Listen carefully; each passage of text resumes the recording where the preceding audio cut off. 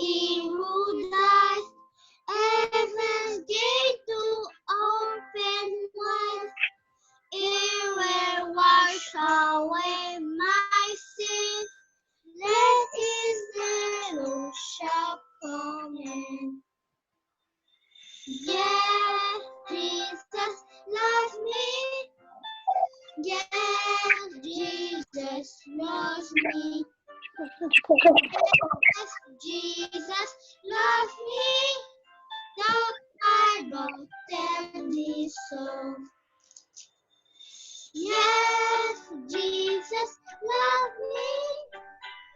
Yes, Jesus loves me. Yes, Jesus loves me. The Bible tells me so. The Bible tells me so. Jésus aimait moins en pile. C'est Bible qui dit moins ça. Tout petit mounion c'est pour lui. Tout petit et lui même grand. Oui, Jésus aimait. Oui, Jésus aimait. Oui, Jésus aimait. C'est Bible qui dit ça. Jésus lui-même crucifié pour qu'apparaître tes côtés. L'idée avait péché mieux. Lui invité vin bon côté. Oui, Jésus aimait. Oui, Jésus aimait. Oui, Jésus aimait. C'est Bible qui dit ça. Oui, Jésus aimait. Oui, Jésus aimait. Oui, Jésus aimait. C'est Bible qui dit ça. C'est Bible qui dit ça. Amen.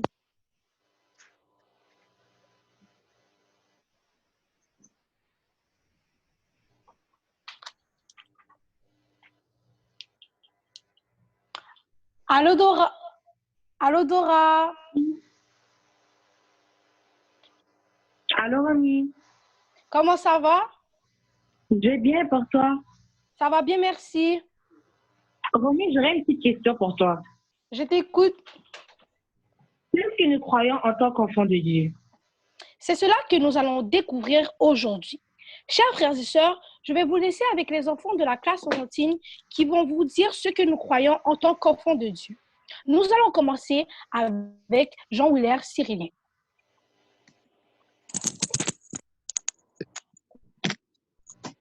Je crois que la Bible, est la parole de Dieu et c'est aussi le livre saint. Mais pourquoi c'est le livre saint? Parce que les 66 livres qui sont dans la Bible nous parlent de Dieu et de ses plans pour nous.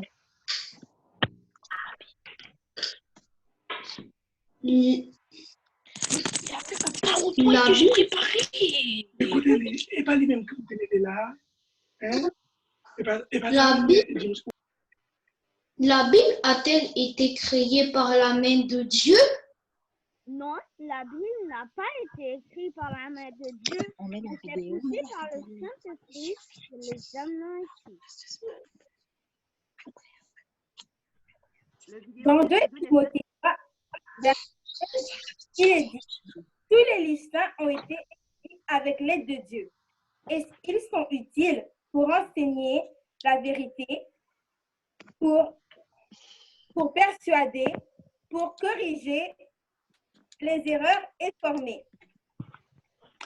Moi, je crois que la Bible est le livre de Dieu. Son message est pour tout le monde et c'est par elle que nous entendons la voix de Dieu qui nous parle. Voilà ce que nous croyons. Merci. Grâce à vous, maintenant, je sais que la Bible est le livre essentiel pour notre cheminement spirituel avec Dieu.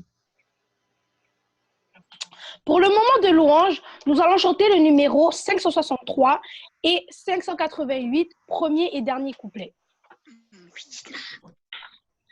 Ouvrons notre livre au numéro 563.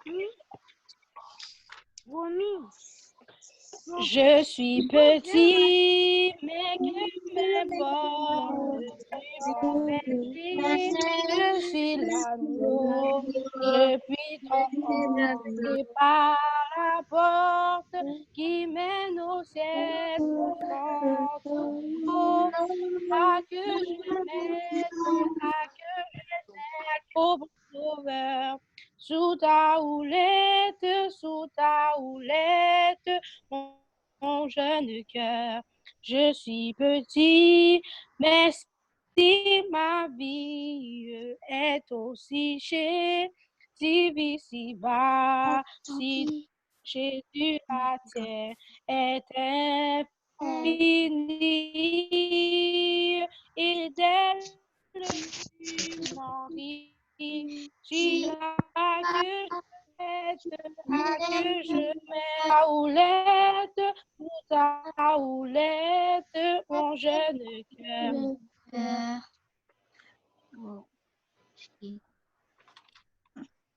Maintenant, nous allons chanter au numéro 588, Si d'uni tombe l'oiseau.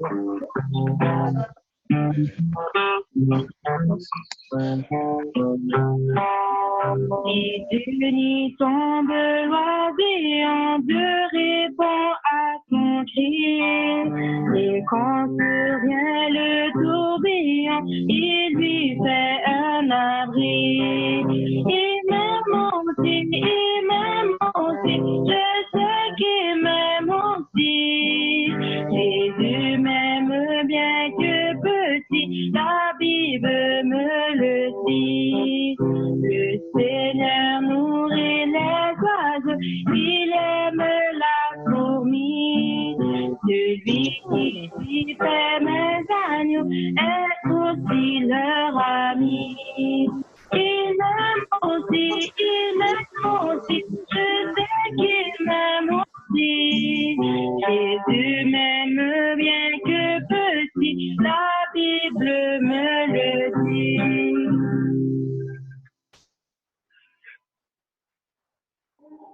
Maintenant, je vais vous laisser avec Valissa Merlin qui va vous présenter la doctrine. Bonjour les amis. Bonjour, Vanessa. Bonjour. J'espère que vous allez bien et que vous avez passé une bonne semaine. Vous savez, vous me manquez beaucoup et je suis très contente d'être avec vous ce matin de façon virtuelle.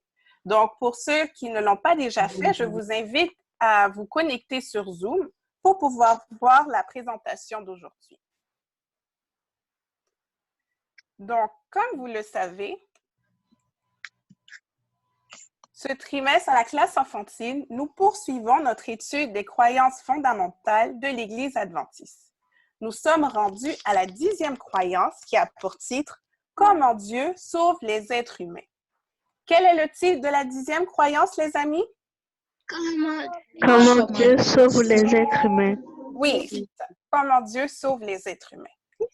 Savez-vous ce que ça veut dire être adopté? Un jour, un petit chaton nommé Tigrou a été adopté dans une famille qui avait déjà un chien nommé Jazz. Comment s'appelait le petit chaton? Jazz. Tigrou. Tigrou. Oui, le petit chaton, c'est Tigrou et le chien, c'est Jazz. Tigrou était très heureux et excité de rencontrer les membres de sa nouvelle famille. Les parents et les enfants l'aimaient bien, mais pas Jazz, le chien.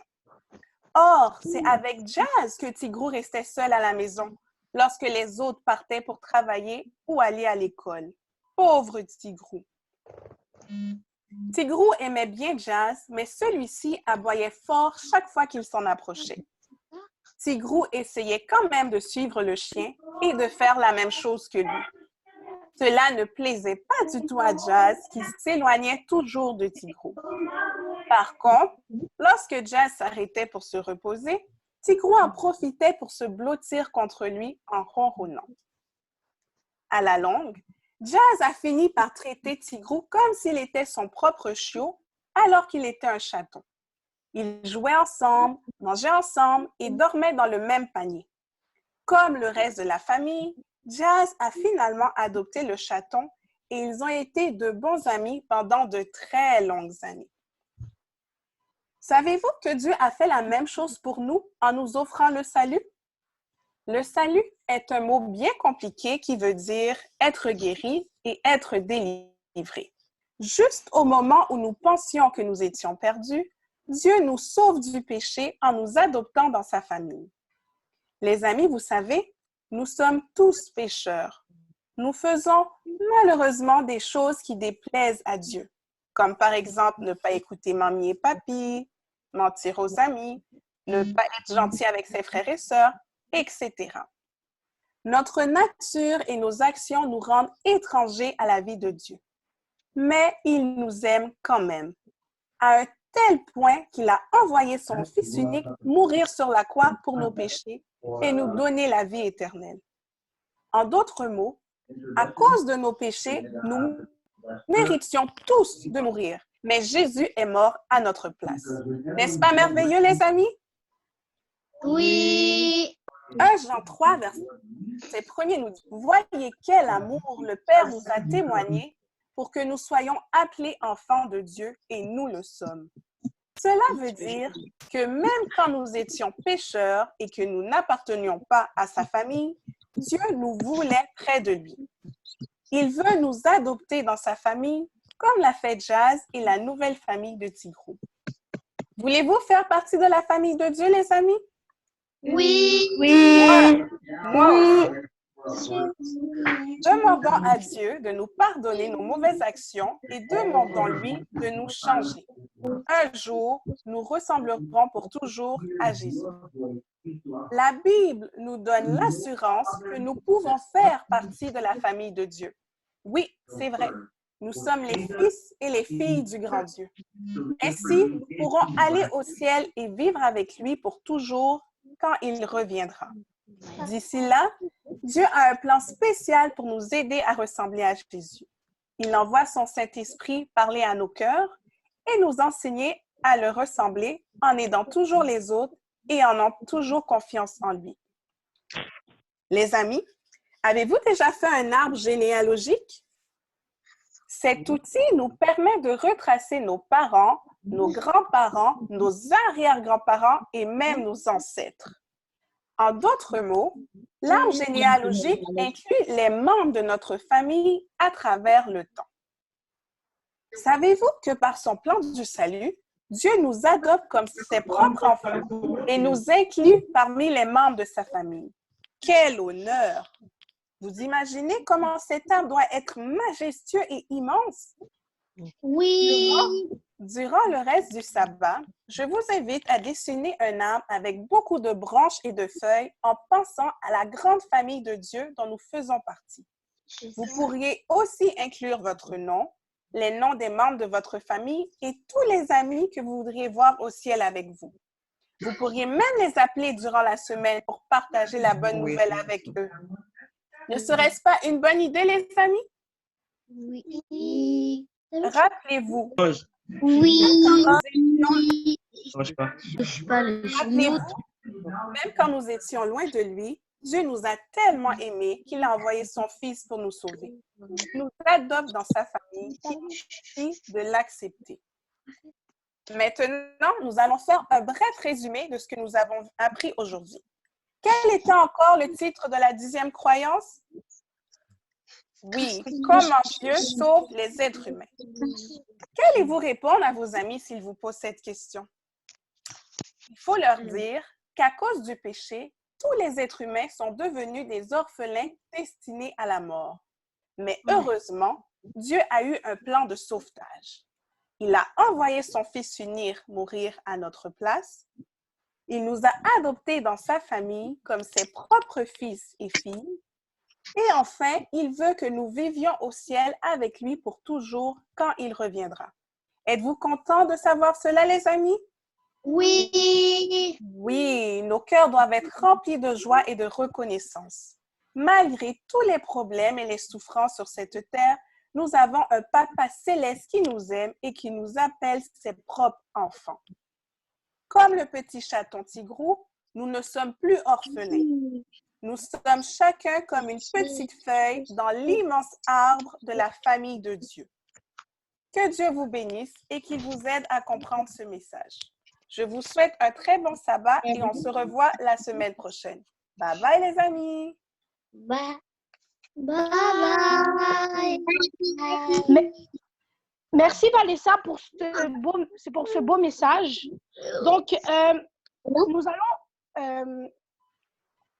nous allons refaire la partie ce que nous croyons parce qu'on n'avait pas pu mettre le PowerPoint, donc on va refaire la partie.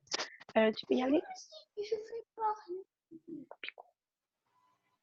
Ce que nous croyons, la Bible. Je crois que la Bible est la parole de Dieu et c'est aussi le livre saint.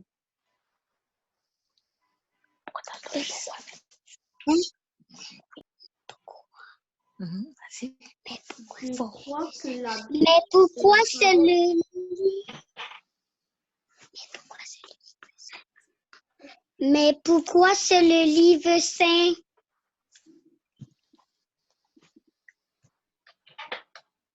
Parce que les 66 livres qui sont dans la Bible nous parlent de Dieu et de ses plans pour nous.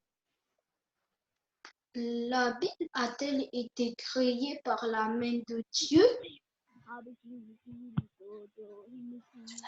Non, la Bible n'a pas été écrite par la main de Dieu, mais c'est poussé par le Saint-Esprit que les hommes l'ont écrit. Dans 2 Timothée 3, verset 16, il est dit: tous les livres saints sont écrits avec l'aide de Dieu. Ils sont utiles C'est comme un ordinateur quand même, comme ça. pour persuader, pour corriger l'erreur et pour former.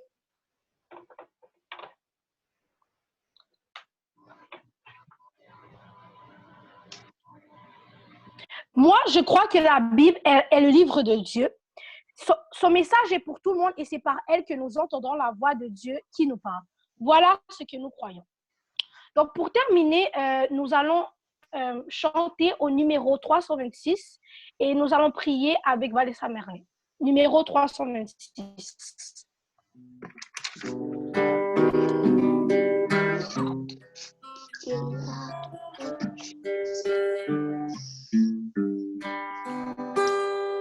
Adonne à mon âme plus de sainteté, plus d'ardente flamme de sérénité, plus de confiance pour rester debout. Plus de patience pour supporter tout. Donc, j'invite tous les amis à courber la tête pour la prière. Merci, Père éternel, pour ton amour. Merci pour le sabbat que tu nous donnes. Merci pour le plan du salut que tu as fait pour nous. Et merci de ce que tu nous appelles tes enfants, Seigneur. Et nous te remercions également pour le moment que nous avons passé avec la classe enfantine, que tu puisses nous aider à comprendre davantage ta parole et que nous puissions grandir notre amour en toi. Bénis le reste de la journée pour nous. Bénis chacun des familles qui sont réunies en cet instant. Te prions ainsi, au nom et par les mérites de ton Fils Jésus. Amen.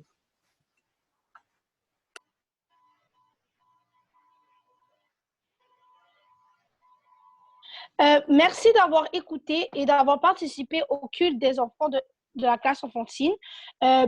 Donc, nous allons laisser la place pour le culte des adultes. Merci beaucoup et bon sabbat à tous.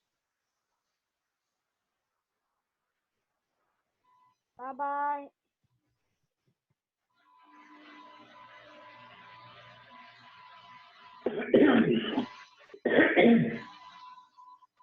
Bye. Bye. Bye. Bye. Amen. On t'entend très bien, frère Président. OK. Frères et sœurs de l'Église La Fontaine, chers internautes, et tous ceux-là qui sont branchés les lignes téléphoniques de l'Église, après une semaine de labeur, une semaine de stress, une semaine de peur et de panique aussi, eh bien, Dieu nous accorde le privilège d'être ensemble sur les lignes pour pouvoir l'adorer en esprit et en vérité, c'est une grâce. Et nous disons, béni soit l'Éternel. Je vous souhaite bienvenue au culte d'adoration de ce matin. Et pour commencer ce culte, je vous invite à vous mettre debout, même si on ne se voit pas, et chanter ensemble sous la direction du chanteur Jean Junior Pierre, le numéro 27 de notre recueil, hymne et louange. Le numéro 27. Amen. Amen. Le roi glorieux, acceptons ta loi, qui nous rend heureux. Son pouvoir nous garde, son amour nous suit, son œil nous regarde, le jour et la nuit. Racontons en cœur les dons qu'il nous fit, un puissant sauveur et son Saint-Esprit, maître du tonnerre et des ouvrages, c'est un tendre père pour tous ses enfants. C'est divine loi, règle l'univers, sa puissante voix apaise les mers. Il est notre maître, notre défenseur, en qui il d'être notre rédempteur. C'est compassion, dépasse encore l'océan, les monts et les astres d'or. Chantons ses louanges, pécheurs rachetés, et comme les anges, vivons ses bontés. Amen.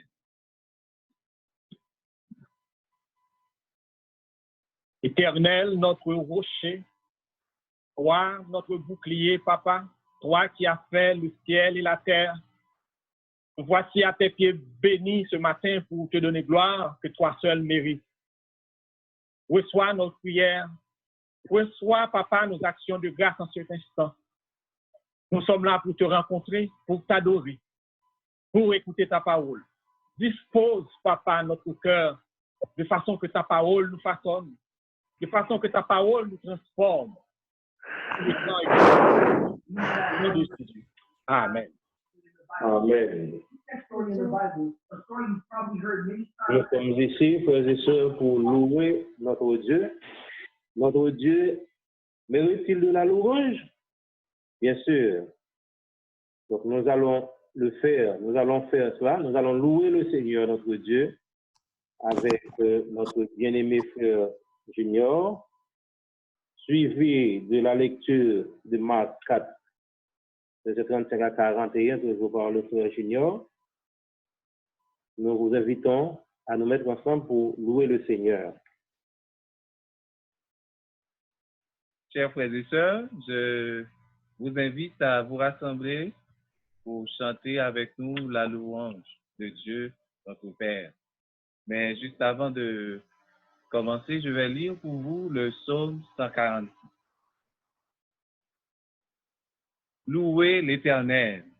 Mon âme loue l'Éternel. Je louerai l'Éternel tant que je vivrai. Je célébrerai mon Dieu tant que j'existerai. Ne vous confiez pas aux grands, aux fils de l'homme qui ne peuvent sauver. Leur souffle s'en va. Ils rentrent dans la terre. Et ce même jour, leur dessein périt. Heureux celui qui a pour secours le Dieu de Jacob, qui met son espoir en l'Éternel son Dieu. Il a fait les cieux et la terre, la mer et tout ce qui s'y trouve. Il garde la fidélité à toujours. Il fait droit aux opprimés. Il donne du pain aux affamés. L'Éternel délivre les captifs. L'Éternel ouvre les yeux des aveugles. L'Éternel redresse ceux qui sont courbés. L'Éternel aime les justes. L'Éternel protège les étrangers. Il soutient l'orphelin et la veuve, mais il renverse la voie des méchants. L'Éternel règne éternellement. Ton Dieu au Sion subsiste d'âge en âge. Louez l'Éternel. Amen. Nous allons commencer avec le numéro 48 de nos hymnes et louanges.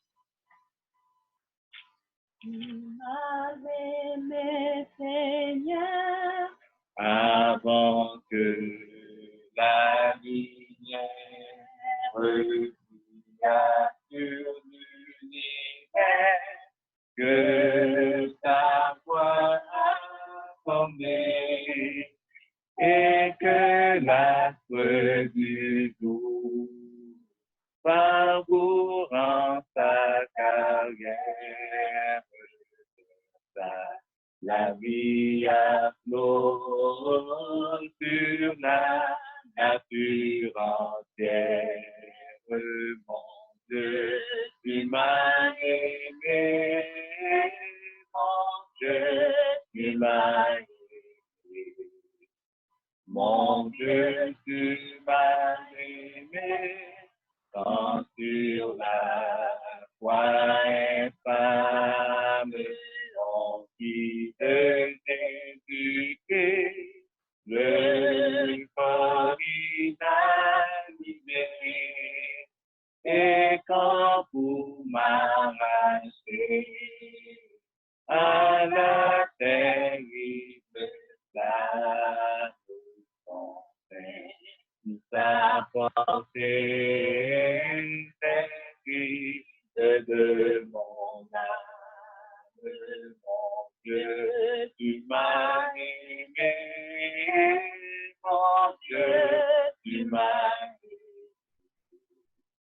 Mon Dieu, tu m'as aimé, sans parler, cri de vie, de ton amour, en mon cœur allumé, ouvris les nouveaux cieux, à mon âme vécu dans moi, je sais que tes fils. Mon Dieu, tu m'as aimé, mon Dieu, tu m'as aimé. Tu m'aimeras toujours, ni la terre, ni le monde, ni l'amour de tes dons n'arrêteront le coup. Pour le mal abondant, ta grâce surabonde,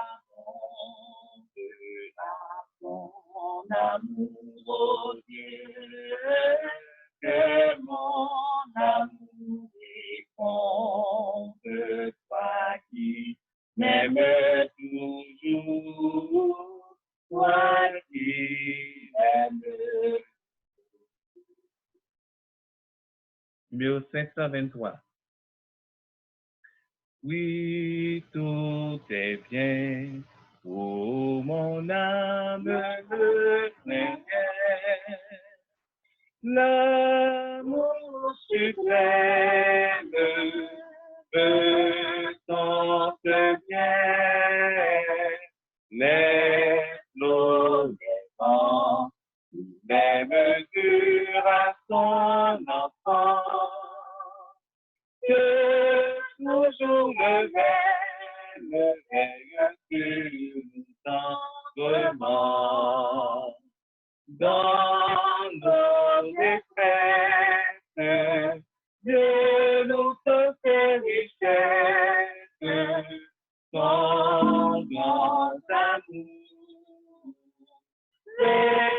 Nuit et jour, par nos douleurs, il veut combler nos cœurs, car Dieu comprend, il entend, il délivre toujours. À son œuvre, sa promesse demeure jusqu'au grand jour. Oui, tout est bien, car c'est Dieu pour mon soutien. Et pour son aide, je ne crains rien.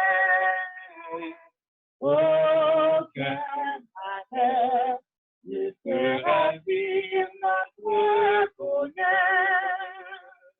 Quand on a le ciel et que l'hiver dans le cœur, dans nos détresses, Dieu nous donne ses richesses, son grand amour.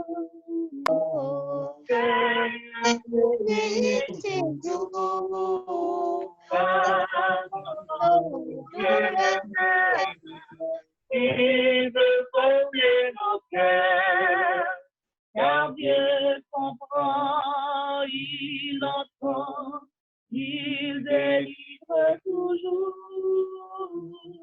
À son œuvre, sa promesse demeure jusqu'au grand jour. Oui, tout est bien, car Jésus l'a dit au ciel. Tout est tout comme, mais Dieu régira, enfin le monde le verra. Sa gloire éternelle, ciel et terre remplira. Dans nos détresses, Dieu nous donne ses richesses, son grand amour. Veille, nuit et jour, par nos douleurs, il veut combler nos cœurs, car Dieu comprend, il entend, il délivre toujours. À son œuvre, sa promesse demeure jusqu'au grand jour. Amen. Nous allons continuer à chanter parce que nous avons jusqu'à 11h15 pour céder le micro à Frère Ward. Et nous allons continuer avec le numéro 369. En ce triste monde, aucune puissance ne peut m'apporter le bonheur, mais de mon sauveur, la sainte présence, donne paix et joie à mon cœur. Mais de mon sauveur, la sainte présence, donne paix et joie à mon nos cœurs, dans les jours mauvais, quand de l'orage, j'implore le ciel pour vivre. Mon sauveur me donne force, courage, pour continuer mon chemin.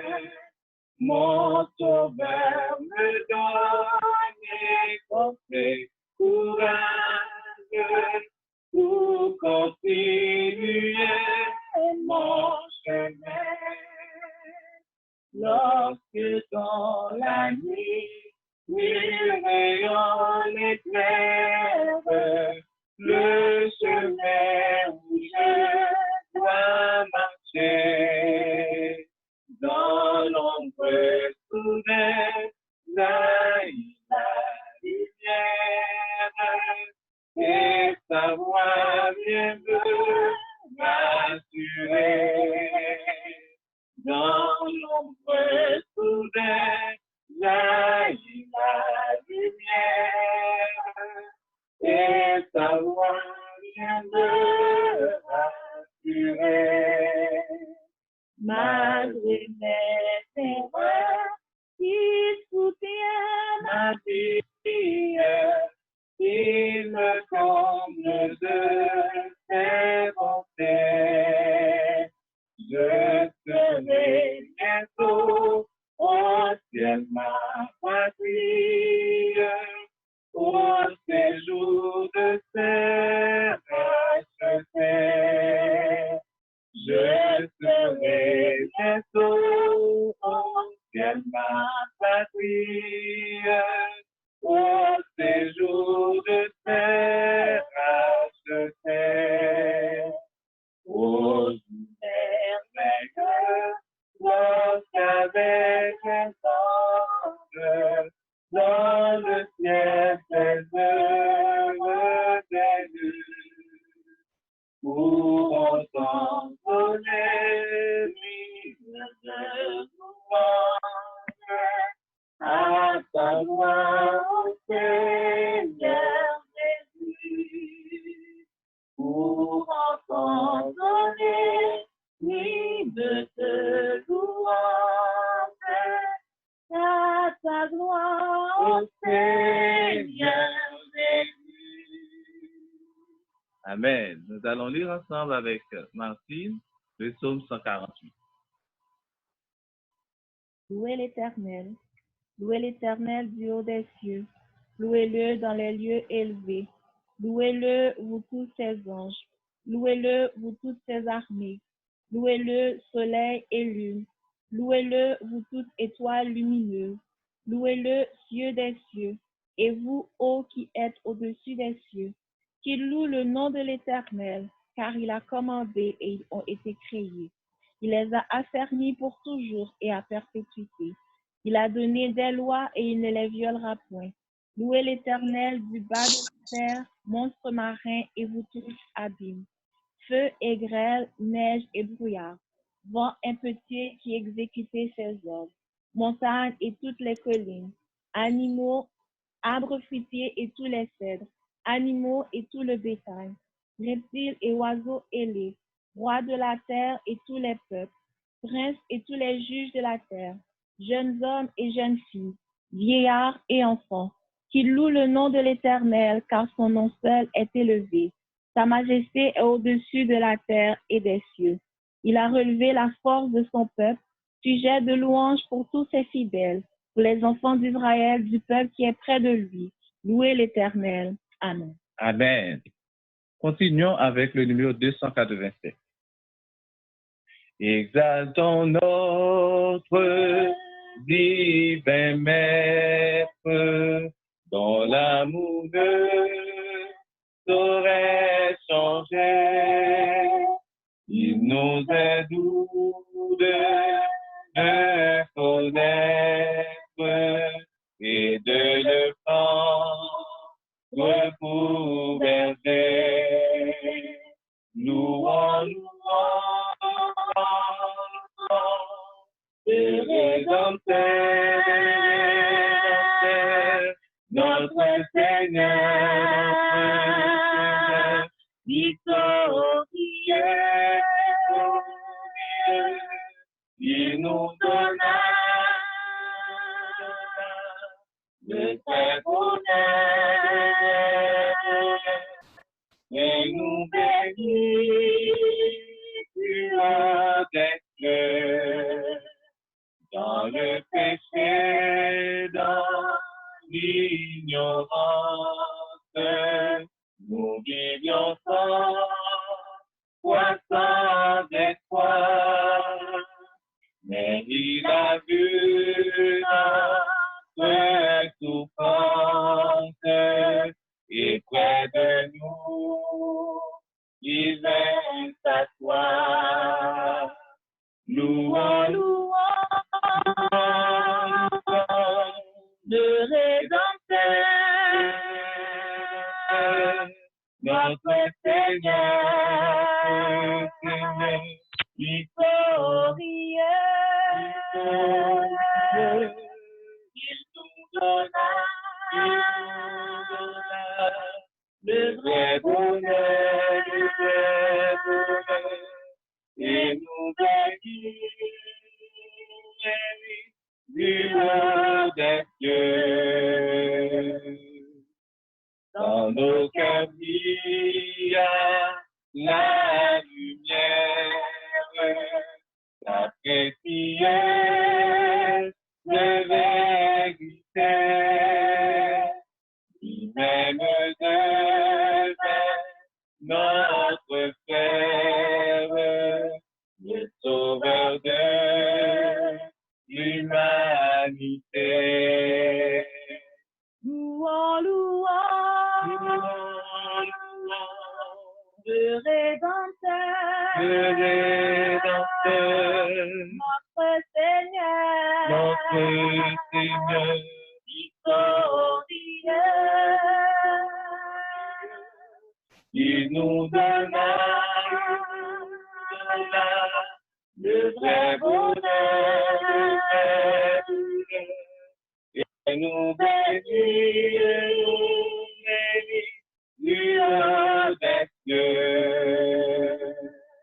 Où désormais suivons sans crainte le sentier de l'ami divin. Écoutons toujours sa voix sainte. Nous sommes dans le dur chemin. Louons, louons le Rédempteur, notre Seigneur, victorieux. Il nous donna le vrai bonheur et nous bénit du haut des cieux. Amen. Numéro 505. Tout joyeux bénissons le Seigneur. Chantons et célébrons ses louanges, adorons avec foi le Sauveur. Nous joignons au céleste phalange. Gloire à Dieu, que ce chant retentisse en tout lieu. Gloire à Dieu, que ce chant retentisse en tout lieu. Dieu dans son incomparable amour, du ciel envoya son Fils unique, et la terre et les cieux dans ce jour s'unissent pour chanter ce cantique. Gloire à Dieu, que ce chant retentisse en tout lieu. Gloire à Dieu, retentit en tout lieu le châtiment qui produit la paix. Jésus-Christ l'a subi pour mon âme, il voulut expier nos offenses. En mourant, lui sur le troisième pas. Gloire à Dieu, gloire à Dieu, que ce chant retentisse en tout lieu. Gloire à Dieu, gloire à Dieu, que ce chant retentisse en tout lieu.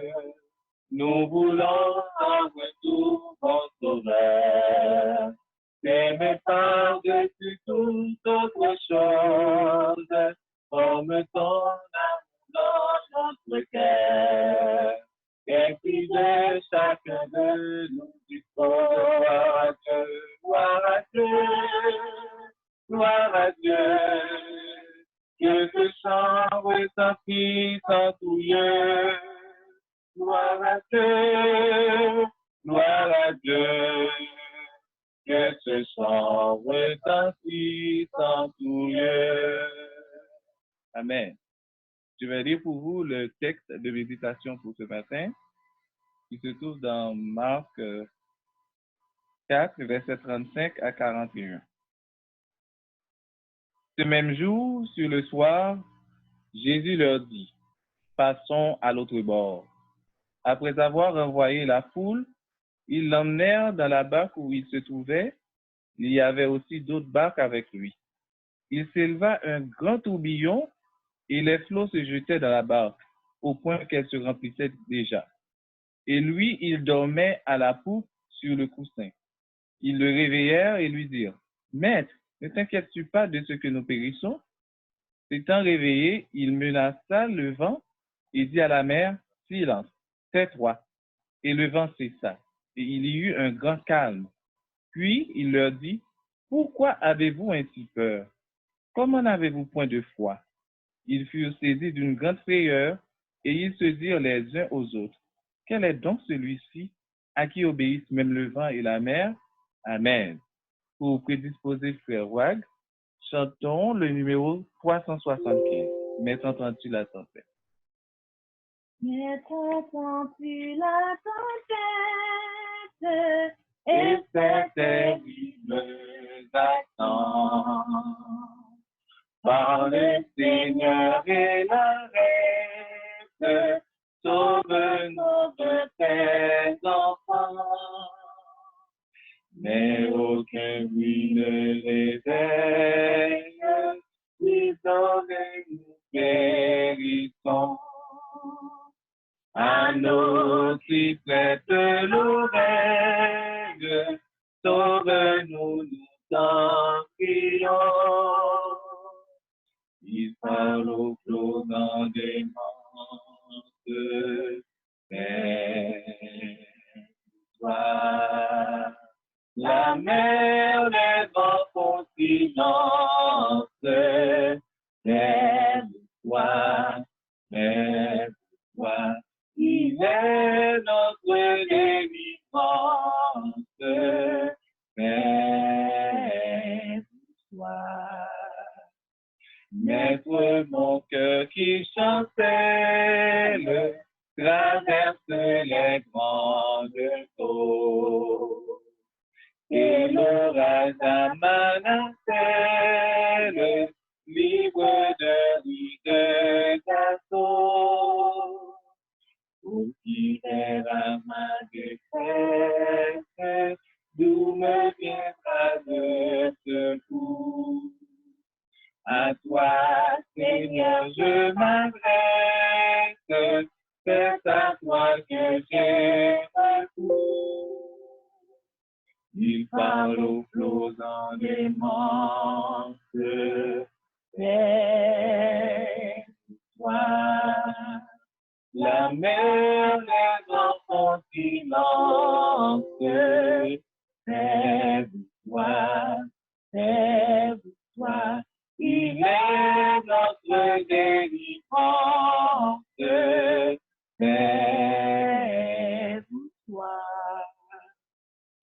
Maître, non déserté, le doute a quitté mon cœur et mon âme consolée a retrouvé son sauveur. Pour condamner ma vie jusqu'au jour de ma mort. En toi que je me confie, tu me conduiras au phare. Nous parlons profondément c'est toi. La mer est dans son silence, c'est toi, il est notre délivrance, c'est toi. Amen. Amen.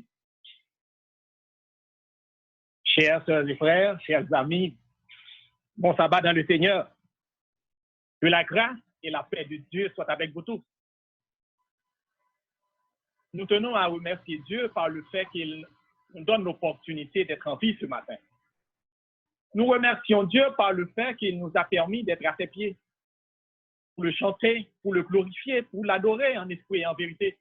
Que son Saint-Nom soit béni d'éternité en éternité. Et je dis Amen. Ce matin de sabbat, nous sommes encore dans le confinement. Nous sommes chez nous. Vous, chers frères et sœurs, vous êtes présentement soit dans votre salon ou bien soit dans votre chambre ou dans un lieu quelconque. Parce que nous ne pouvons pas aller dans notre lieu habituel pour adorer Dieu. Les portes du temple sont fermées en cet instant. Les portes de l'église adventiste La Fontaine sont momentanément fermées. Mais la bonne nouvelle, mon frère, ma soeur, c'est que Dieu est à notre écoute ce matin. Et que les portes du ciel sont grandes ouvertes. Amen. Mettons-nous près de Dieu et efforçons-nous, mon frère, ma soeur, de rentrer dans les parvis célestes et de concert avec les anges. Nous pourrons chanter les cantiques de Moïse. Et ensemble, nous pourrons adorer Dieu jour et nuit, et ceci pour le temps et l'éternité. Je tiens à remercier notre frère Junior pour la lecture biblique et aussi le couple Pierre pour les beaux morceaux exécutés dans le moment de louange. Je souhaite que Dieu puisse vous bénir, sœur Martine, et aussi mon frère Junior. Et je demande à Dieu que nous tous, frères et sœurs, vous et moi, que nous puissions tous faire partie de cette grande chorale céleste le jour de l'avènement de notre Seigneur Jésus-Christ. Je vous demande de bien vouloir fermer les yeux et nous allons prier. Dieu de paix, Dieu d'amour, merci, Papa, pour ton Saint-Esprit et ta grâce ce matin. Merci d'être que tu es avec tes enfants en ton saint sabbat. Tandis que nous allons parler en ton nom, nous te demandons de prendre le contrôle de notre bouche, prendre le contrôle de notre cerveau, afin que tout ce que nous aurons à dire vienne de toi et que tes enfants soient édifiés à salut. Au nom de Jésus. Amen. Chers et frères, lorsque nous regardons la situation de ce monde actuellement, nous voyons que le tableau est sombre. Le monde est bouleversé. Les hommes sont inquiets parce que le monde a peur. Oui, le monde a peur. Lorsque nous faisons un coup d'œil sur les hôpitaux, nous voyons que les hôpitaux sont débordés. Il n'y a pas suffisamment de respirateurs pour les gens qui sont en détresse respiratoire. Il n'y a pas assez d'équipements et le personnel soignant, ils sont à bout de souffle. Les familles sont inquiètes. Les familles, elles ne peuvent pas visiter leurs proches qui souffrent sur les lits d'hôpitaux. Les hommes politiques, oui, les hommes politiques, ils prononcent des discours rassurants. Mais ça ne suffit pas pour calmer les esprits. Ça ne suffit pas. Le monde a peur. Le monde a peur. Mais la question que je veux vous poser, vous, ma soeur, mon frère, est-ce que vous avez peur? Est-ce que vous êtes inquiet de la tournure des événements de ce monde? Lorsque nous tournons le bouton de notre télévision, ou du moins le bouton de notre radio, il n'y a pas de bonnes nouvelles. Alors, est-ce que vous avez peur? Comment réagissez-vous à toutes ces mauvaises nouvelles à longueur de journée? Comment réagissez-vous? Est-ce que vous êtes effrayé lorsque la situation échappe à votre contrôle? Est-ce que vous êtes inquiet lorsque vous ne pouvez rien faire? La Bible nous donne le point de départ de ce dérèglement. Dans le livre de Genèse au chapitre 3, les versets 9 et 10, Genèse chapitre 3, versets 9 et 10, l'Éternel, il appela Adam et lui pose la question suivante. Adam, où es-tu? Et Adam de répondre, j'ai entendu ta voix dans le jardin et j'ai eu peur, et parce que je suis nu et je me suis caché. J'ai entendu ta voix dans le jardin et j'ai eu peur. J'ai eu peur. La peur remonte au fondement même de l'humanité, frères et sœurs. La peur a pris naissance dans le jardin d'Éden. Ça pousse nos premiers parents, ça pousse Adam et Ève à se cacher. C'est le résultat de la désobéissance. À un certain moment donné, l'homme vivait en paix. À un certain moment donné, l'homme vivait en sécurité dans le jardin jusqu'au jour où le péché a fait son apparition. J'ai eu peur. J'ai eu peur. C'est ce qu'ils ont répondu. J'ai eu peur. Et c'était ça leur réponse. Ils se sont cachés pour ne pas être vus de Dieu. Ils ont confectionné des vêtements pour couvrir leur corps. La peur est venue leur habiter. La peur nous habite, vous et moi, frères et sœurs. Chacun de nous, au bout du fil, à un certain moment donné de notre existence, on a eu peur. Lorsque nous étions enfants, nous avions eu peur du noir. Les enfants, ils ont peur du bruit. Les enfants, ils ont peur de tomber. Et à mesure qu'on grandit, nous avons peur de perdre notre travail. Nous avons peur du chômage. Nous avons peur de ne pas réussir. Nous avons peur. Nous avons peur de l'échec. Nous avons peur de ne pas réaliser nos rêves. Nous avons peur de décevoir quelqu'un qui nous aime. Soit un père, une mère, un ami, un parent. Nous avons peur. Nous avons peur de l'autre. Oui, peur de l'autre. Juste d'être à moins de 2 mètres de distance de quelqu'un. Et vous allez voir. Nous avons peur. La peur, les inquiétudes, la crainte, les soucis, ça devient le lot de notre quotidien, frères et sœurs. Alors, nous autres, enfants de Dieu, comment réagissons-nous? Comment réagissons-nous face à toutes ces mauvaises nouvelles? Êtes-vous effrayé, ma sœur? Êtes-vous effrayé, mon frère, par ce qui se passe actuellement dans le monde? Avez-vous peur? Et pourquoi avez-vous peur? Pourquoi avez-vous peur? Et c'est Jésus-Christ qui va poser cette question aux disciples. Pourquoi avez-vous ainsi peur? Pourquoi avez-vous ainsi peur? Cette question que nous trouvons dans le livre de Marc, chapitre 4, les versets 35 à 41, c'est ce texte que notre frère Junior vient de lire pour nous et qui va être en quelque sorte le texte phare de la médication, de la prédication de ce matin. Je vous invite, frères et sœurs, à prendre votre Bible et nous allons lire ensemble. Nous allons lire ensemble en ces quelques versets. Je vais commencer à partir du verset 35. Ce jour même, tout le soir, Jésus leur dit, passons à l'autre bord. Après avoir envoyé la foule, ils l'emmenèrent dans la barque où il se trouvait. Il y avait aussi d'autres barques avec lui. Il se leva un grand tourbillon. Les flots se jetaient dans la barque au point qu'elle se remplissait déjà. Et lui, il dormait à la proue sur le coussin. Ils le réveillèrent et lui dirent, « Maître, ne t'inquiètes-tu pas de ce que nous périssons? » Étant réveillé, il menaça le vent et dit à la mer, « Silence, tais-toi. » Et le vent cessa et il y eut un grand calme. Puis il leur dit, « Pourquoi avez-vous peur? Comment n'avez-vous point le foi? » Ils furent saisis d'une grande frayeur et ils se dirent les uns aux autres, « Quel est donc celui-ci à qui obéissent même le vent et la mer. Quel est cet homme à qui obéissent même le vent et la mer? Frères et sœurs, il y avait beaucoup de gens qui suivaient Jésus. Jésus dit à la foule de retourner chez vous, retournez chez vous. Jésus et ses disciples, ils s'embarquèrent pour aller sur l'autre rive. Ils voulaient aller sur la rive opposée, juste pour faire un petit bilan de la journée. Et c'est notre sœur Ellen G. White, dans son livre Jésus-Christ au chapitre 35, elle nous retrace, elle nous a fait le retracé de l'histoire. C'était un endroit qui était moins fréquenté en comparant de l'endroit où ils quittaient. Ils espéraient trouver, après la fatigue, le repos. Ils espéraient trouver, après maints travaux, le repos. Un repos depuis si longtemps attendu. Et pourtant, lorsqu'ils s'éloignèrent, il y avait tout ce monde-là, il y avait beaucoup d'autres gens. Sûrement des gens qui désiraient connaître qui était Jésus. Ils voulaient savoir la doctrine de Jésus. Et les gens le suivirent.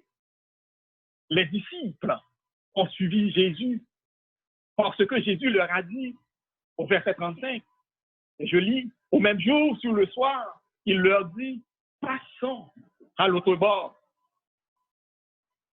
Frères et sœurs, être disciple de Jésus, ce n'est pas seulement penser à Jésus. Être disciple de Jésus, ce n'est pas seulement parler de Jésus. Être disciple de Jésus, c'est suivre Jésus.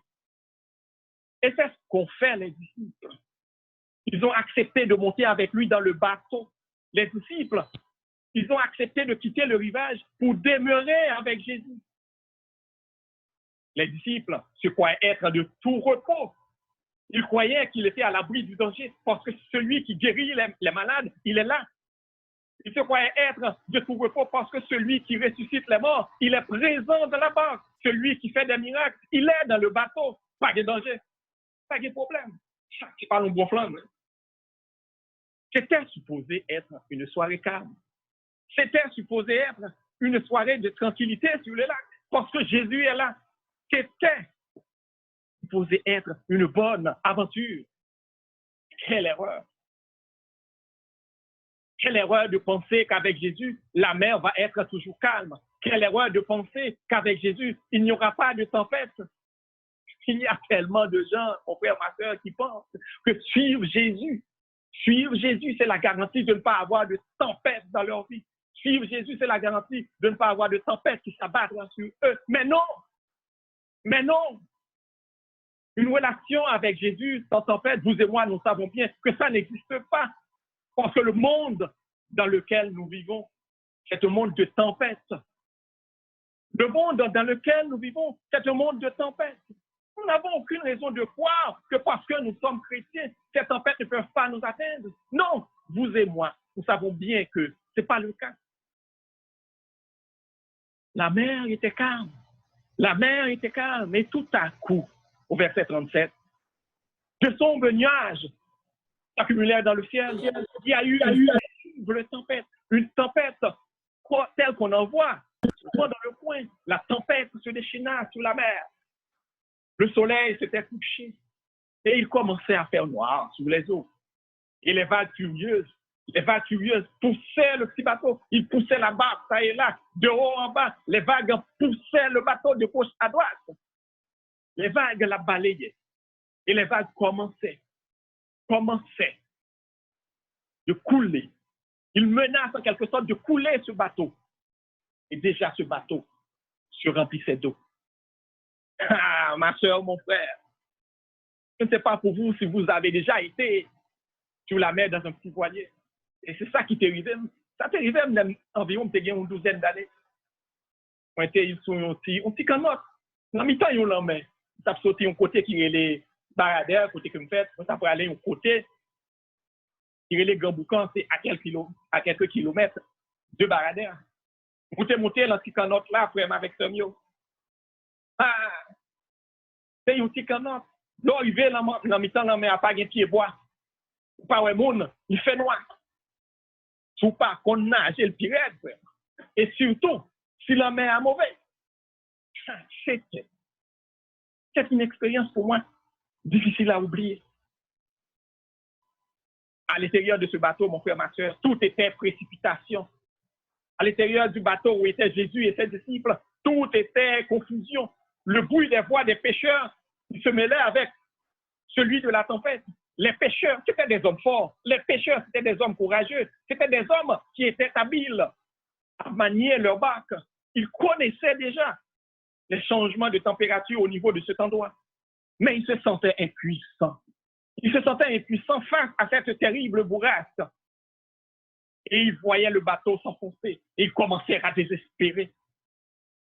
Ils ont travaillé fort. Oui, ils ont travaillé si fort pour tenir le bateau hors de l'eau. Ils avaient oublié que Jésus était dans la barque. Alors qu'ils commencèrent à s'affaiblir, et c'est alors qu'ils se souvinrent que Jésus leur avait commandé de traverser le lac. Ils se souvinrent que c'était Jésus qui leur avait dit, passons à l'autre bord. Frères et sœurs, à un certain moment donné de la vie, tout paraît calme. À un certain moment donné de la vie, tout paraît tranquille.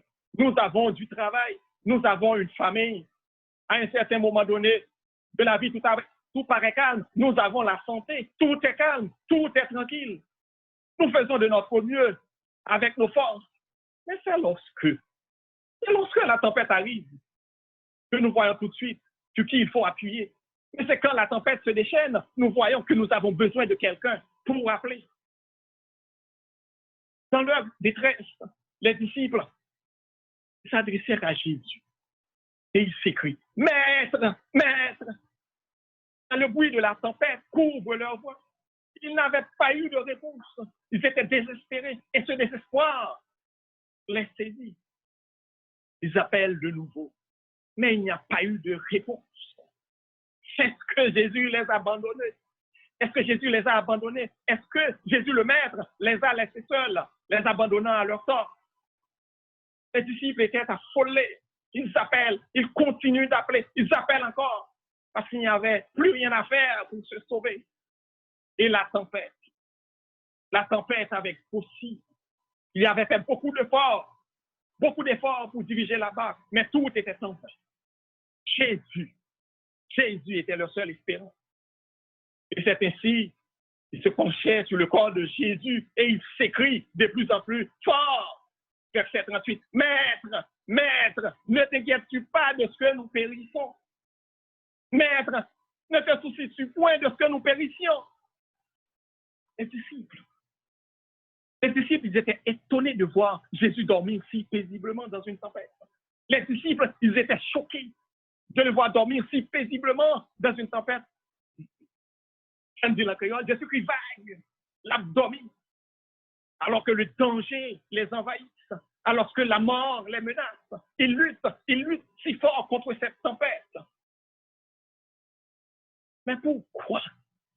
Pourquoi Jésus finit-il par s'assoupir parfois dans la barque de nos vies, frères et sœurs? Pourquoi Jésus finit par s'endormir dans la barque de nos vies? Serait-ce parce que nous ne faisons pas sa volonté? Serait-ce parce que nous ne lui parlons pas suffisamment? Serait-ce parce que nous sommes trop occupés? Serait-ce parce que nous n'osons pas le déranger? Mais pourquoi? Pourquoi Jésus finit-il par s'endormir dans la barque de nos vies? Serait-ce parce que nous comptons trop sur nos propres forces et que nous cherchons à nous débrouiller tout seuls? Comme les disciples. Et lorsque nous prenons conscience de notre impuissance, mon frère, ma soeur, lorsque nous prenons conscience de nos échecs, lorsque nous n'avons plus d'espoir, lorsque nous avons épuisé toutes nos ressources, et lorsque nous sommes en danger, enfin, nous tournons vers Jésus pour trouver une sortie. Oui, ce cri de désespoir réveille Jésus. Et Jésus se lève lentement. Jésus est là, debout.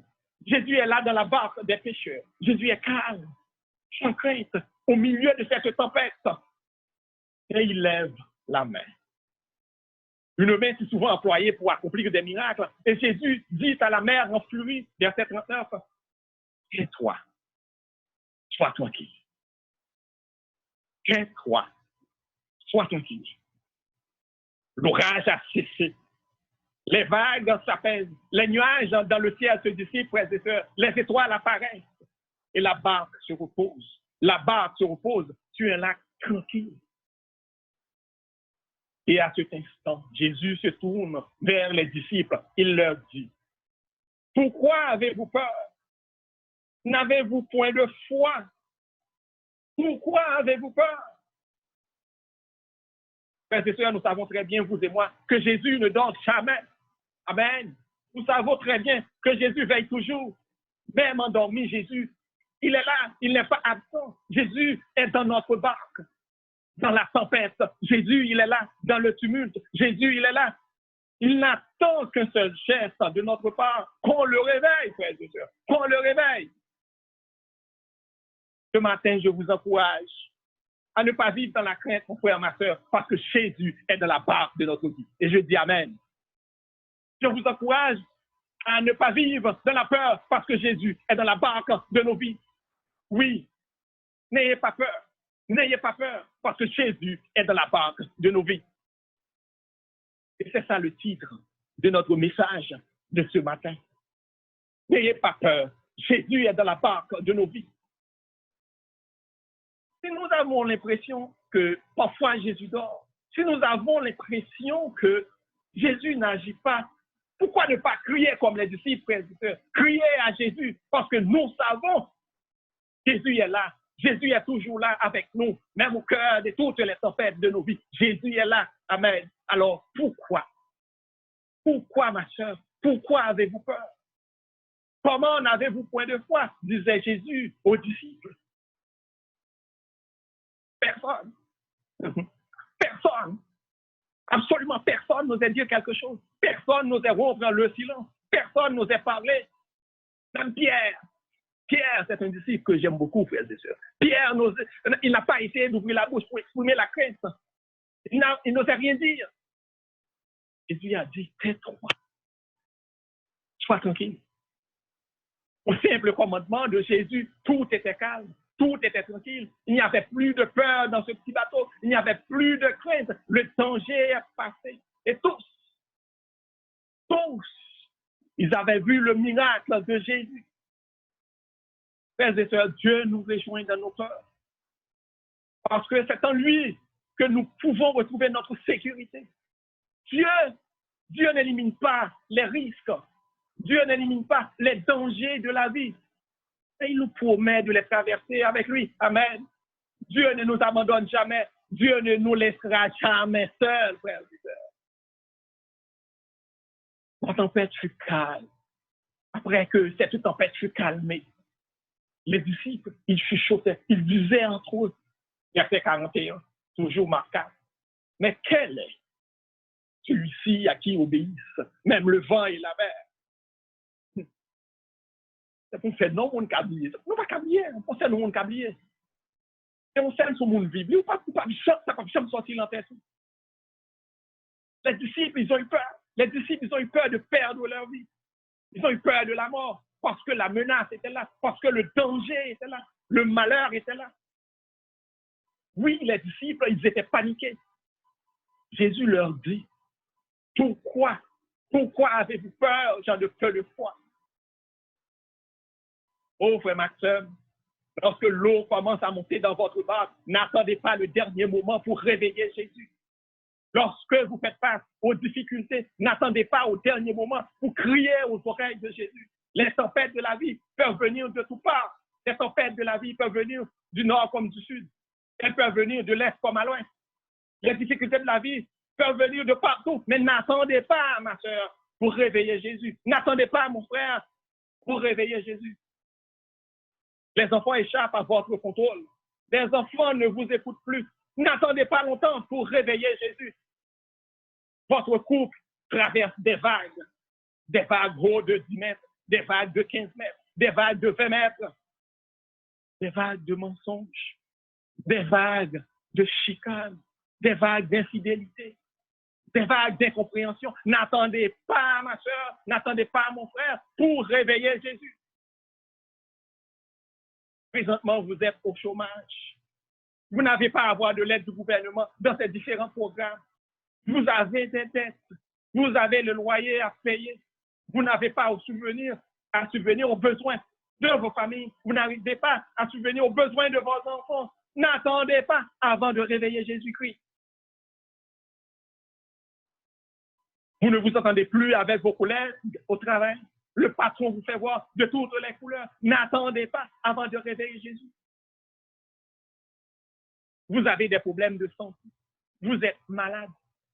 Vous êtes malade. Votre corps, votre âme sont déchirés par la douleur. N'attendez pas, mon frère. N'attendez pas, ma soeur, avant de réveiller Jésus-Christ. Mais pourquoi? Pourquoi Jésus n'a-t-il pas épargné la tempête à ses disciples? Pourquoi n'a-t-il pas épargné la tempête à ses disciples? Jésus-Christ voulait que les disciples changent de perception. Jésus-Christ voulait que les disciples sachent que c'est lui le Fils de Dieu. Jésus-Christ voulait que les disciples sachent qu'il a le pouvoir. Il voulait que les disciples sachent qu'il a le pouvoir sur le froid, le pouvoir sur la chaleur, le pouvoir sur la tempête. Jésus-Christ voulait que les disciples sachent qu'il a le pouvoir sur le vent, sur la mer, sur la maladie. Oui, Jésus est capable. Jésus est capable d'arrêter la tempête qui s'abat sur votre vie de famille en ce temps, ma soeur. Amen. Jésus-Christ est capable d'arrêter le mauvais vent qui souffle sur votre foyer, mon frère. Amen. Jésus-Christ est capable. Jésus-Christ est capable de soulager votre souffrance. Il est capable de guérir votre maladie. Il est capable. Il est capable d'arrêter cette pandémie. Mais quel est celui-là à qui obéissent même le vent et la mer? Les premiers chrétiens, ils ont été persécutés. Les premiers chrétiens, ils ont été persécutés. Mais leurs prières n'ont pas été de supprimer la persécution. Leur prière, c'était de les aider à avoir la détermination. Leur prière, c'était de les aider à avoir la motivation. Leur prière était toujours d'être prêts, d'être à tout pour notre Dieu. Nous nous souvenons bien dans la fosse au lion. Daniel était jeté dans la fosse au lion. Mais Dieu n'a pas éliminé les lions. Dieu n'a pas tué les lions. Juste sa seule présence auprès de Daniel a transformé les lions en des animaux domestiques, frères et sœurs. Qu'est-ce que le Seigneur fait pour toi, ma sœur? Qu'est-ce que le Seigneur fait pour moi? Qu'est-ce qu'il fait pour nous, frères et sœurs? Nous qui mettons notre confiance en lui. Le psalmiste David, il affirme dans le psaume 34, verset 8, l'ange de l'Éternel campe autour de ceux qui le craignent et il les arrache du danger. Nous nous souvenons bien des 3 compagnons de Daniel lorsqu'ils étaient jetés dans la fournaise.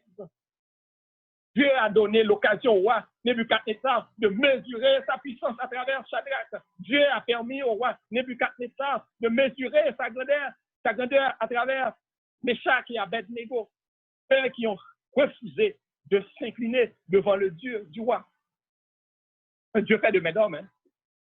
Et le roi de dire, j'ai vu un 4e homme. Celui-là, il ressemble au Fils de Dieu. Avec un tel miracle, le roi Nebuchadnezzar, il était convaincu. Il était convaincu qu'il y avait quelque chose de particulier avec ce Dieu. Il était convaincu qu'il y avait quelque chose de spécial avec le Dieu de ces 3 ans. Frères et sœurs, Dieu utilise les circonstances pour démontrer sa puissance. Dieu utilise les circonstances pour démontrer sa gloire aux hommes. Et je dis amen. Il suffit juste de faire appel à lui. Les disciples, ils ont eu le réflexe de faire appel à Jésus. Pourquoi?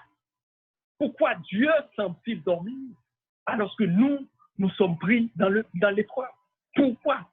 Les disciples, dans leur panique, les disciples, ils réveillèrent Jésus par un SOS. Alors, frères et sœurs, réveillons Jésus, à l'instar du psalmiste dans le psaume 88. Éternel, Dieu de mon salut, je crie jour et nuit devant toi. Je crie jour et nuit devant toi. Que ma prière parvienne en ta présence. Prête l'oreille à mes supplications. Mon âme est rassasiée de douleur et ma vie s'approche du séjour des morts. Réveillons Jésus, chers frères et sœurs. Nous devons crier aux oreilles de Jésus. Jésus a entendu les cris des disciples et à son commandement, la tempête cesse et le calme est revenu. Nous comprenons bien que le même Jésus qui dormait dans la barque, c'est le même Jésus qui est là à tes côtés, mon frère, dans la chambre. Le même Jésus qui dormait dans la barque, c'est le même, ma soeur, qui est là à tes côtés dans le salon. C'est le même Jésus qui est là au lieu du travail.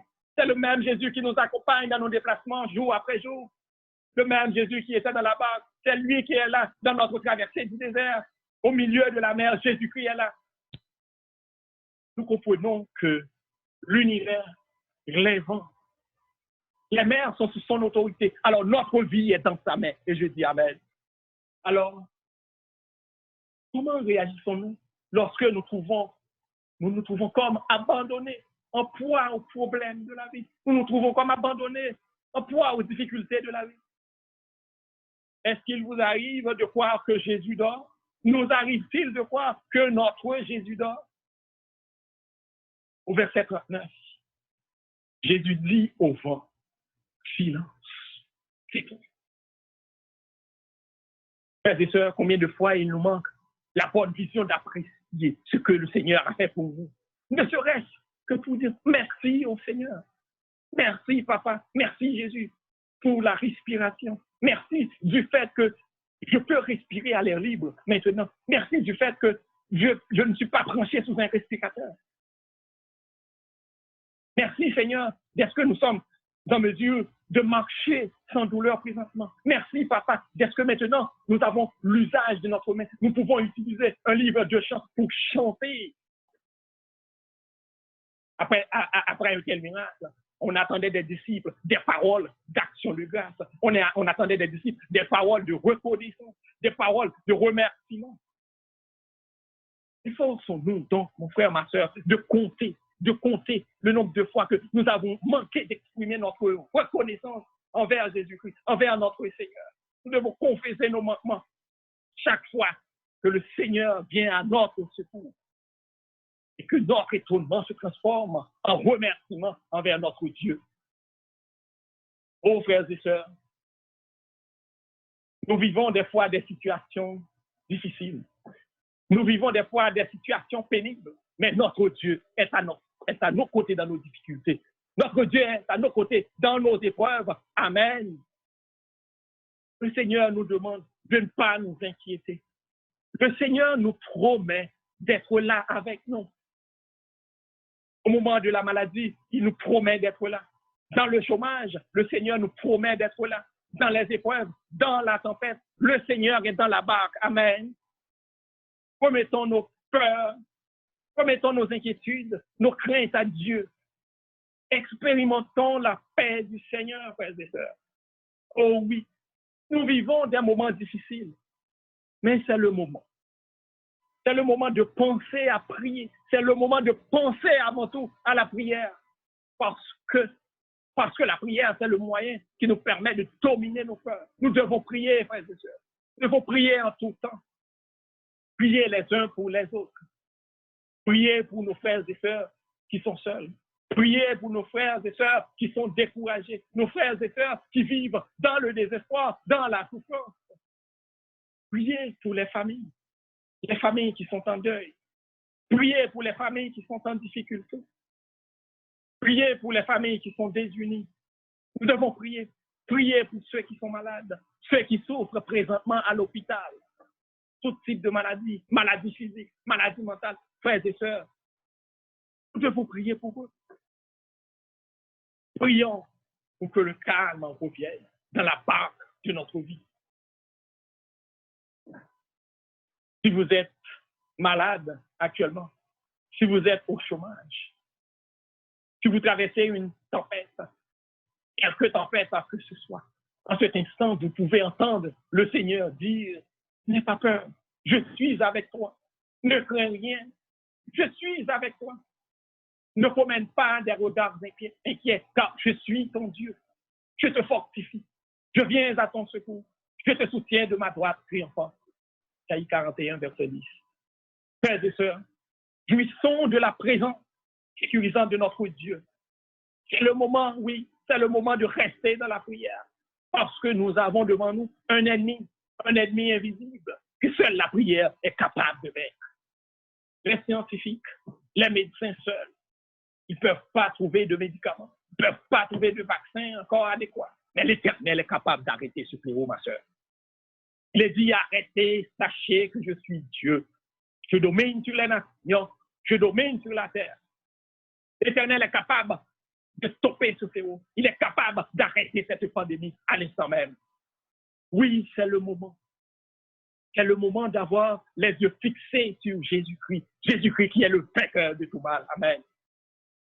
Face aux épreuves, face aux difficultés, mon frère, ma soeur, faisons-lui confiance. Dans la tempête de notre vie, lançons un SOS au Seigneur. C'est le moment, frères et sœurs, de laisser tomber les seaux, arrêter de ramasser l'eau qui monte dans le bateau. Ça ne sert plus à rien. Ça ne sert plus à rien. C'est urgent, frères et sœurs, de réveiller Jésus. Et souvenez-vous à n'importe quel moment, vous pouvez déranger Jésus parce qu'il est toujours là. Il est toujours présent.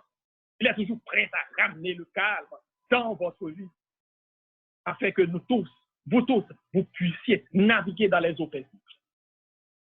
Frères et sœurs, réveillons notre foi. Agissons notre foi en Jésus. Et disons avec sérénité, à l'instar du psalmiste, dans le psaume 4, verset 9, je me couche et je m'endors en paix. Car toi seul, ô Éternel, tu me donnes la sécurité dans ma demeure. Une paix, une joie, que même les circonstances, que même les problèmes, que même les difficultés, que même les maladies ne pourront effacer. Que le Seigneur vous bénisse. Amen. Amen.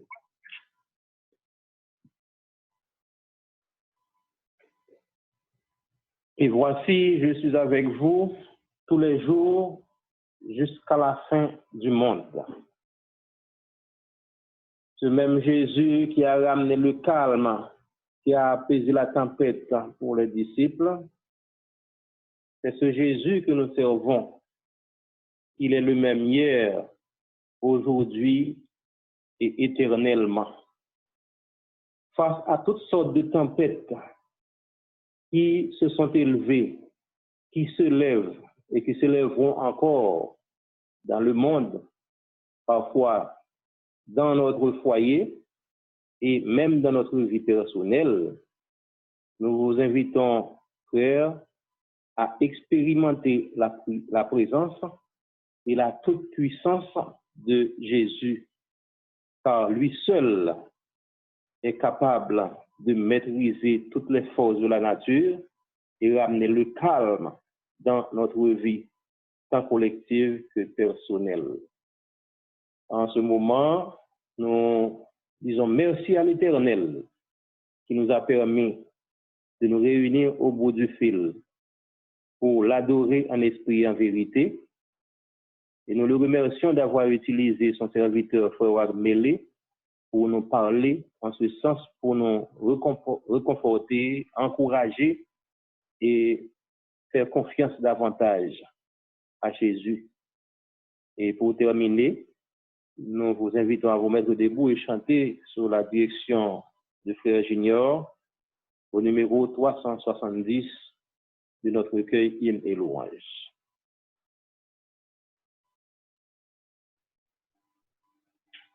Frère Junior.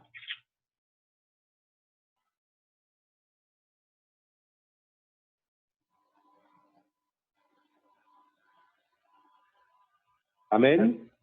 Allô? Oui, Frère Junior. Il est un roi séculaire que je pour mon cœur lassé. Comme un arbre, oui, tu t'élèves au sein des flots à placer. Mon rocher, ma forteresse, mon ami, le protecteur, mon recours dans la détresse, c'est Jésus le rédempteur. À mes pieds, l'océan gronde, me vents sifflent autour de moi. Sur Christ mon rocher je fonde, mon espérance et ma foi. Mon rocher, ma forteresse, mon asile, le protecteur, mon recours dans la détresse, c'est Jésus le rédempteur. Envers-nous la grande terreur, et nulle grâce ennemie. Les vivants, c'est de l'orage, j'attends l'orage la nuit. Mon rocher, ma forteresse, mon asile, le protecteur, mon recours dans la détresse, c'est Jésus le rédempteur.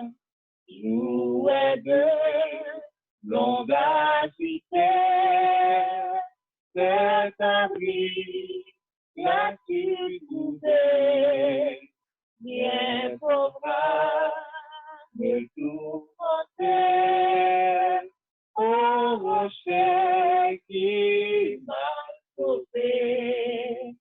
Mon rocher, ma forteresse,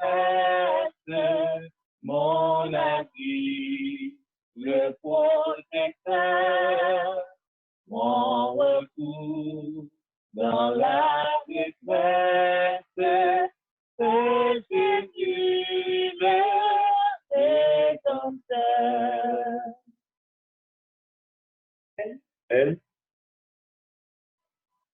Nous vous invitons à adopter une position appropriée pour la prière. Notre Seigneur et notre Dieu,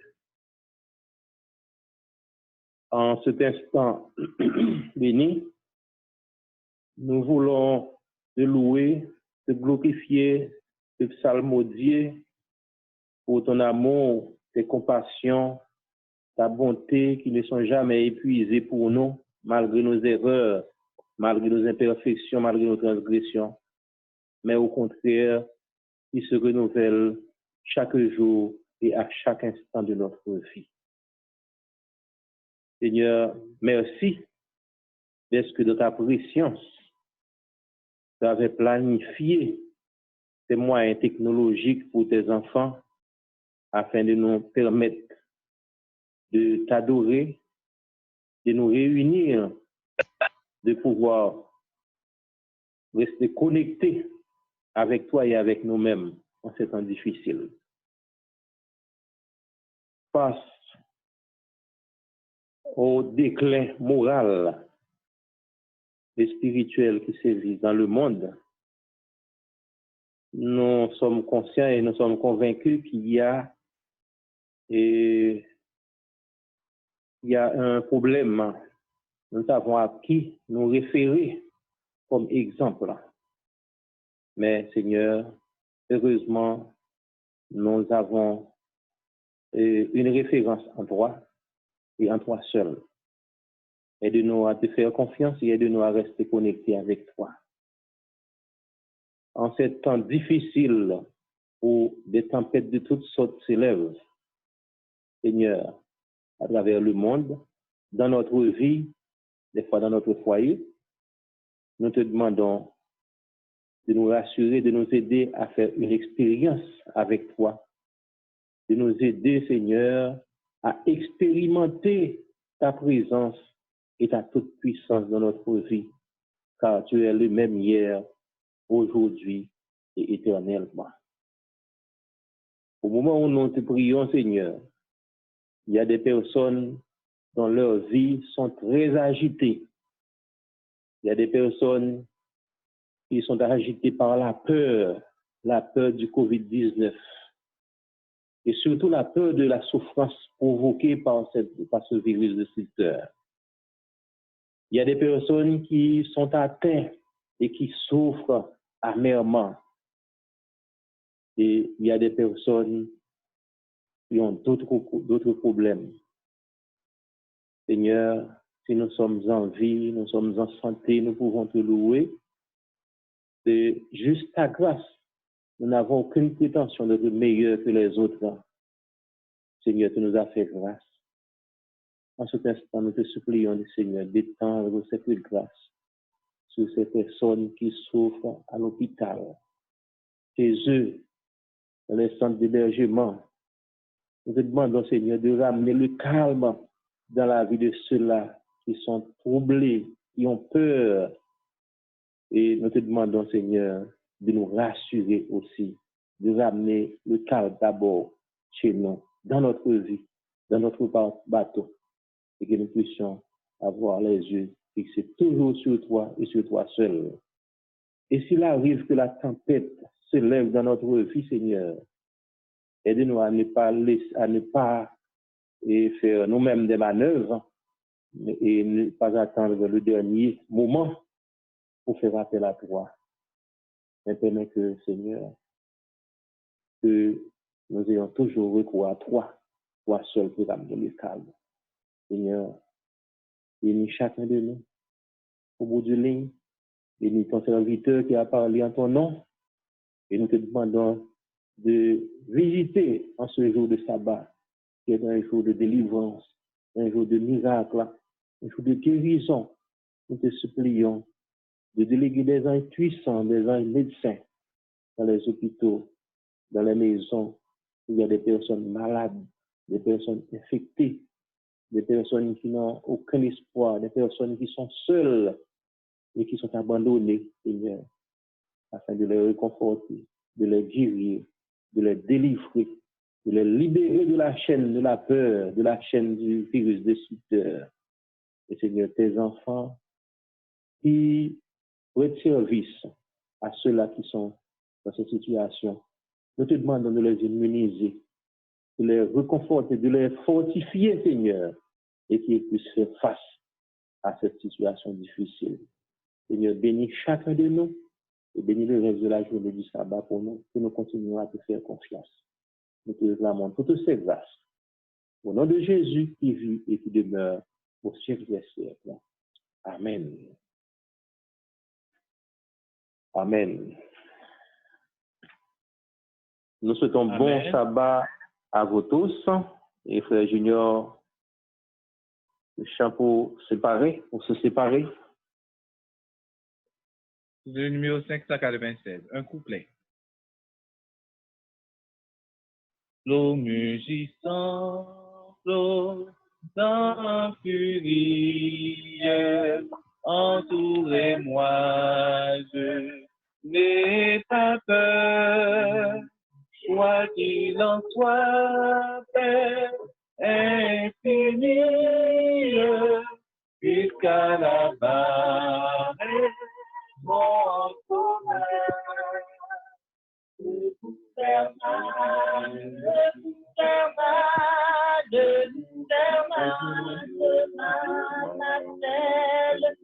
Quel repos,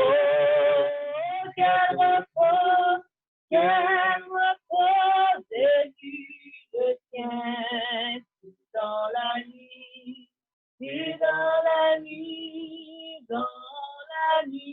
mon cœur s'enselle avec